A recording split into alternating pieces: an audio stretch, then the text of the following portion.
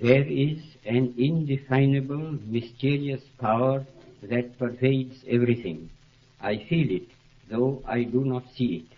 It is this unseen power which makes itself felt and yet defies all proof, because it is so unlike all that I perceive through my senses.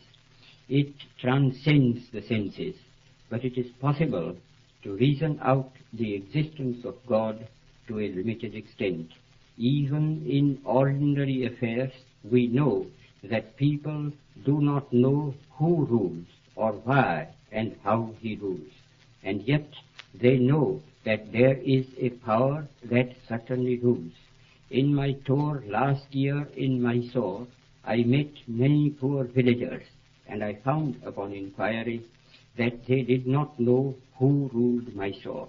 They simply said, some god ruled it.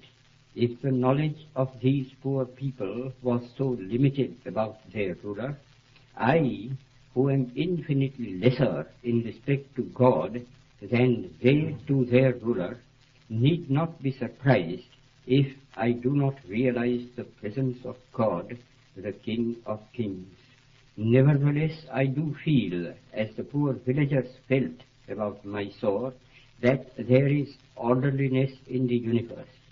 There is an unalterable law governing everything and every being that exists or lives. It is not a blind law, for no blind law can govern the conduct of living beings. And thanks to the marvelous researches of Sir J.C. Bose, it can now be proved that even matter is life. That law, then, which governs all life is God. Law and the lawgiver are one. I may not deny the law or the lawgiver because I know so little about it or him.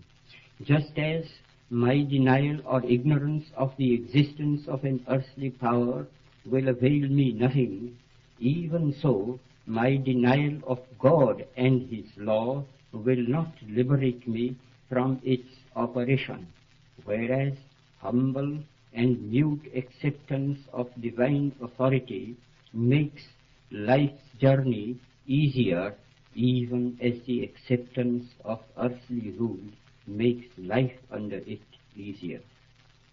I do dimly perceive that whilst everything around me is ever changing, ever dying, there is underlying all that change a living power that is changeless, that holds all together, that creates, dissolves, and recreates. That informing power or spirit is God, and since nothing else that I see merely through the